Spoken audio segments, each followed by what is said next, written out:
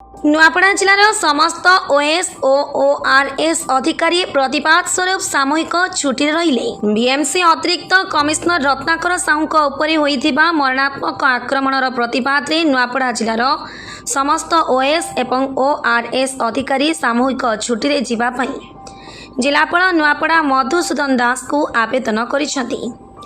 अतिरिक्त जिलापाल सुभाष चंद्र रईत, जिला मुख्य उन्नयन अधिकारी लंबोदर धरुआ और उप जिलापाल जोगेन्द्र माझी प्रमुखों नेतृत्व में जिला मुख्यालय तथा समस्त ब्लॉक और तहसील कार्यालय पीडीओ, तहसीलदार एवं समस्त ओआरएस अधिकारी आज जिलापाल को तांको प्रकोष्ठ रे भेटी सेमानंकर असंतोष को राज्य सरकार को जणाइबा पई एई समस्यार सम्मानजनक समाधान हेबा पर्यंत अनिर्दिष्ट काल पर्यंत सामूहिक छुट्टी रहिबा पई आवेदन करिसेंती। एई अधिकारी माननकु जिलार विभिन्न जिला स्तरीय अधिकारी एवं कर्मचारी संगठन समर्थन जणाइछंती। प्रशासनिक अधिकारी माननक एई सामूहिक छुट्टी पई जिलार दैनन्दिन कार्य तथा प्रशासनिक कार्यकलाप संपूर्ण बंद होइजिबा आशंका सृष्टि होइछि।